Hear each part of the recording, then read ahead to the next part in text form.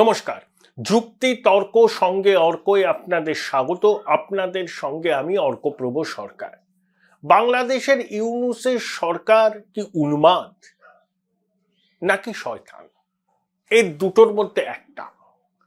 তাছাড়া আর কোনো বিশেষণে এই সরকারকে, এই সরকারের কাজকর্মকে অভিহিত করা যায় না। আমি আপনাদের যুক্তি দিচ্ছি, হোল্ড ইউর ব্রেথ। আমি হঠাৎ করে এরকম একটা বিশেষণ দেব কেন? যখন নোবেল লরিয়েট একজন বাংলাদেশের অন্তর্বর্তী সরকারের প্রধান, এই শান্তির নোবেল খায় না মাথায় মাকে, গেঞ্জির আবার বুক পকেট, এইরকমই ব্যাপার আর কি। যাই হোক, বাংলাদেশের পুলিশ, র্যাব এবং আনসার, তিনটে বাহিনী আছে। তো এদের একটা নির্দিষ্ট পোশাক আছে। হঠাৎ করে তাদের স্বরাষ্ট্র উপদেষ্টা, সে আর্মির প্রাক্তন কর্তা, তিনি প্রপোজাল দিয়েছেন সবার পোশাক বদল করতে হবে। কি তার ফরমান? যে পুলিশের পোশাক হবে আয়রন কালারের, র্যাবের পোশাক হবে জলপাই রঙের, আর আনসারের পোশাক হবে পাকা গমের রঙের। আচ্ছা, বাংলাদেশে পুলিশের সংখ্যা আমার ধারণা 2 লাখ। আনসার আর র্যাবের সংখ্যা কত আমি জানি না। প্রত্যেককে অন্তত 2-3 সেট করে পোশাক দিতে হবে। তো সেই পোশাকের জন্য কত খরচ পড়বে? লজিক কি? পুলিশ, আনসার, র্যাবের প্রতি বাংলাদেশের মানুষের ক্ষোভ মাত্রা ছাড়া, কারণ গণ অভ্যুত্থানে তাদের ভূমিকা বাংলাদেশের মানুষ ক্ষমা করছে না, সেই জন্য তাদের পোশাক পরিবর্তন করতে হবে। পোশাক পরিবর্তন করলে বাংলাদেশের মানুষের মনে এই বাহিনী সম্পর্কে আস্থা ফিরবে এবং বাহিনীরও সাধারণ মানুষের সঙ্গে মিশে কাজ করতে সুবিধা হবে। অক্ষমের কত রকম যুক্তি থাকে। এই ধরনের উর্বর মস্তিষ্ক লোকই বোধহয় ইউনূসের অন্তর্বর্তী সরকারের উপদেষ্টা। একটু গভীরে গিয়ে ভাবুন তো। ধরুন 2 লক্ষ পুলিশ কর্মীর আপনি নতুন করে পোশাক করবেন। 1 সেট পোশাকে তো হবে না, অন্তত 3 সেট পোশাক করতে হবে। তার সঙ্গে বেল, জুতো, মোজা, টুপি, যাই হোক, হোয়াট এভার বেবি, সব লাগবে। খরচাটা কত?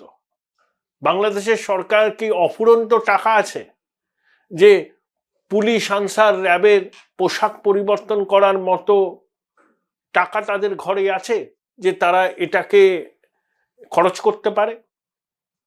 22,500 কোটি টাকার নোট ছাপিয়ে সরকারি কর্মচারীদের মায়না দিচ্ছে। আওয়ামী লীগের সরকার তাদের 15 বছরে 60,000 কোটি টাকার নোট ছাপিয়েছিল, আর এরা 5-6 মাসের মধ্যে 22,500 কোটি টাকার নোট ছাপিয়েছে। ক্লাস 1 থেকে 12 পর্যন্ত ছেলেমেয়েরা বিনামূল্যে বই পায়। 40 কোটি বই দেওয়া হয়, এবার দিতে পারেনি। গ্লোবাল টেন্ডার ফ্লোট করেনি, কারণ গ্লোবাল টেন্ডার ফ্লোট করলেই ভারতের প্রকাশকরা এই বরাতগুলো পায়। বাংলাদেশে মুদ্রণ শিল্প এত উন্নত নয়। আবার মেট্রো রেলের টিকিট ছাপানোর বরাত গেছে ভারতের কাছে। ইউনূসের নাকি অনেক বিদেশি মুদ্রা, সেই বিদেশি মুদ্রার অর্ধেক তো চলে যাবে ভারত থেকে আমদানি যেসব করেছে তার বিল মেটাতে। কি না আমদানি হয়! ওদের বস্ত্র শিল্পের কাঁচামালের 80% ভারত থেকে, ওষুধের কাঁচামালের 30% ভারত থেকে, চিনি, আলু, পেঁয়াজ, টুথপেস্ট, গাড়ির যন্ত্রাংশ সবই আমদানি হয়। সিমেন্ট কারখানার চুনা পাথর আমদানি, আরো বহু কত লম্বা ফিরিস্তি আপনাদের দেব। বিল তো মেটাতে হবে। আদানিকে তো পুরো টাকা দেননি, ভারত সরকারকে বিদ্যুৎ বাবদ পুরো টাকা দিয়েছেন। আমরা ইতিমধ্যে 24,000 মেট্রিক টন চাল পাঠিয়েছি, আরো পাঠাবো, চুক্তি আছে। আপনাদের খাদ্যপণ্যের মুদ্রাস্ফীতি 12.5%, সাধারণ মুদ্রাস্ফীতি 12%।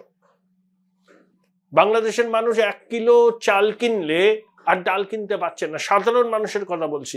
বাংলাদেশে মিডল ক্লাস কিন্তু খুব কম। গরিব আছে, বড় লোক আছে, আর গরিবরা আছে। গরিবরা হচ্ছে সব থেকে কি বলবো আর কি, বিপন্ন অবস্থায়। বস্ত্রশিল্পগুলো বন্ধ হচ্ছে। বস্ত্রশিল্প রপ্তানিতে দ্বিতীয় জায়গাটা ভিয়েতনাম বাংলাদেশ থেকে ছিনিয়ে নিয়েছে। Beximco, Gazi towers, plan group, এসব বড় বড় কনগ্লোমারেটটা যে ঢুকছে। বেক্সিমকো তো 50টা ফ্যাক্টরি বন্ধ হয়ে গেছে। কখনো বলছে পাকিস্তান থেকে যুদ্ধ বিমান কিনবো, কখনো বলছে পাকিস্তান থেকে অস্ত্রশস্ত্র কিনবো।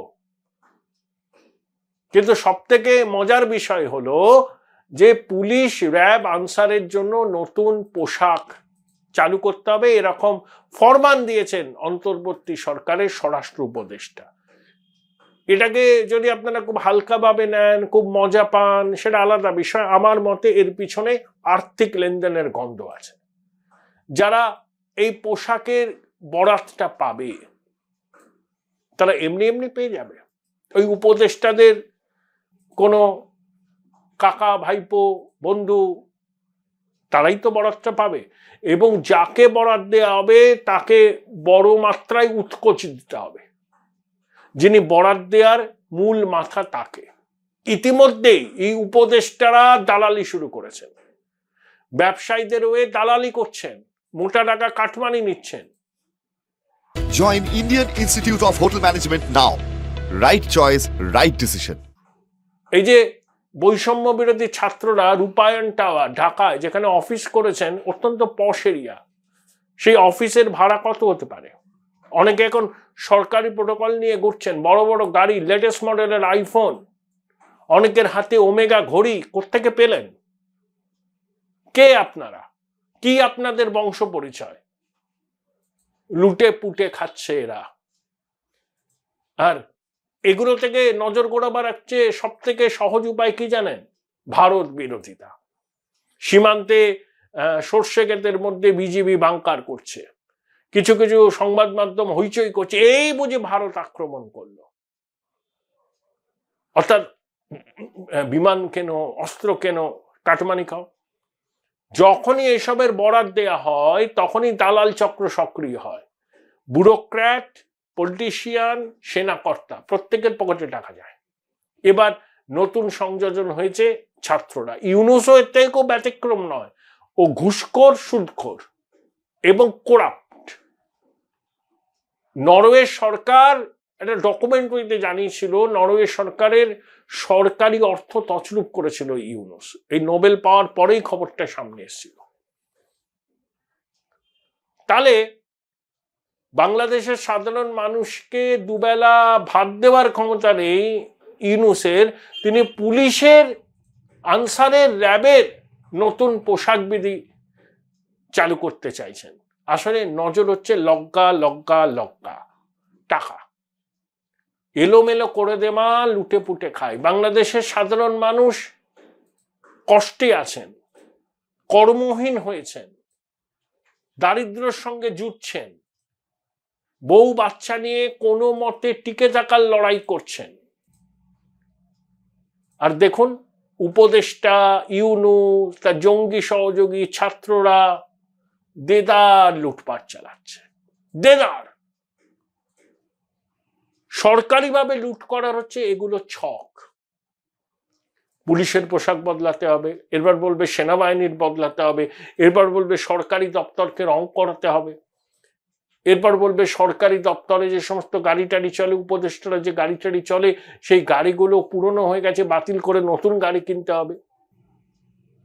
অর্থাৎ সরকার বাজেট বরাদ্দ করবে এগুলো কেনার জন্য, যারা বরাদ পাবে তারা টুপাইস দিয়ে যাবে এদেরকে। সিম্পল।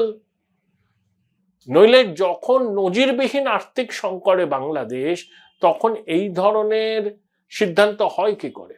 যখন কোভিডের সময় বিশ্বের 11টা দেশের মধ্যে বাংলাদেশ ভালো করেছিল, জিডিপি 4% কাছে পৌঁছেছিল। 2026 সালের মধ্যে উন্নয়নশীল দেশের তকমা পাওয়ার কথা ছিল বাংলাদেশের, কিন্তু এখন তারা কোথায়? 30 বছর লাগবে আগের অবস্থায় বাংলাদেশকে ফিরতে। আমার এই খবরটা দেখে ভাবলাম, আপাত নিরীহ এই খবরের আড়ালে লুকিয়ে আছে ইউনূসের সরকারের মাস্টার প্ল্যান, কিভাবে টাকা পয়সা লুট করা যায়। এগুলো কিন্তু তারই অঙ্গ। এমনভাবে যুক্তির অবতারণা করা হবে যে মনে হবে যেন খুবই দরকার। বাংলাদেশের মানুষের এখন দরকার আইন শৃঙ্খলা পরিস্থিতির উন্নতি, মোটা ভাত কাপড়ের সংস্থান এবং বেকারত্ব যাতে কমে সে বিষয়ে সরকারের উদ্যোগী হওয়া। পুলিশ, আনসার, র্যাবের পোশাক পরিবর্তন এই মুহূর্তে খুব একটা গুরুত্বপূর্ণ বিষয় বলে কেউই মনে করেন না। করেন শুধু ইউনূস, তার শয়তান সহযোগীরা। তারা উন্মাদ মানতে আমি রাজি নই, তারা পাক্কা শয়তান।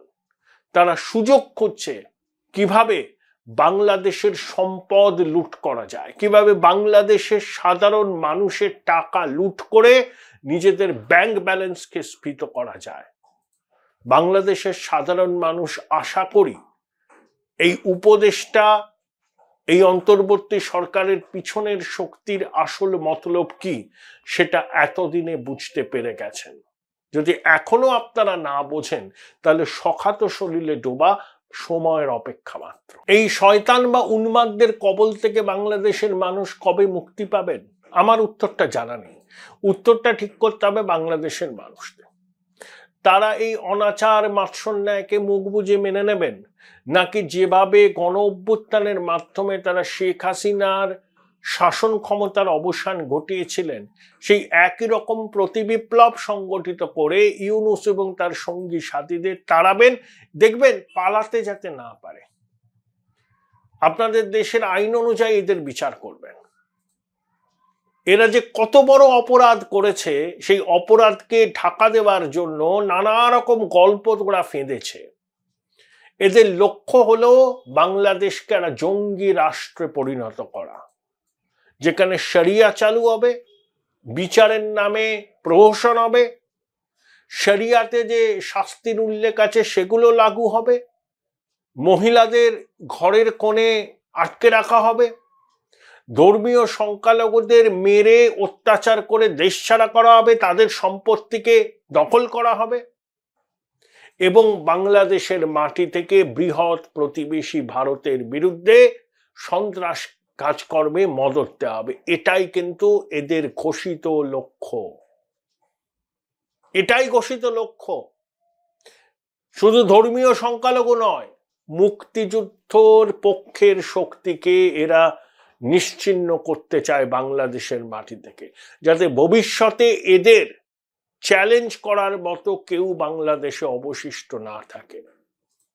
বাংলাদেশের 70% মানুষ আমি মনে করি ভারতের সঙ্গে সম্পর্ক ভালো চান, বন্ধুত্বপূর্ণ সম্পর্ক চান, তারা ভারতে আসতে চান, ভারতের সঙ্গে সহযোগিতা বাড়াতে চান। 30% মানুষ আছেন যারা 71 সালেও মুক্তিযুদ্ধের বিরোধিতা করেছিল, এতদিন গর্তে থাকার পর সুযোগ পেয়ে তারা রাস্তায় নেমেছে।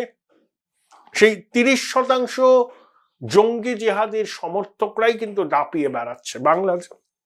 বাংলাদেশের মানুষকে ঠিক করতে হবে, এই 30% মানুষই বাংলাদেশের ভাগ্য নিয়ন্তা হবে, নাকি যে 70% মানুষ যারা মুক্তিযুদ্ধের পক্ষের মানুষ, যারা অসাম্প্রদায়িক জাতীয়তাবাদী বাংলাদেশ চান, যারা সর্বধর্মের মানুষ মিলেমিশে থাকুক বাংলাদেশে এটা চান,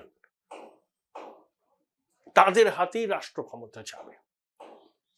সময় জবাব দেবে। আমরা শুধু দেখছি আর অপেক্ষা করছি।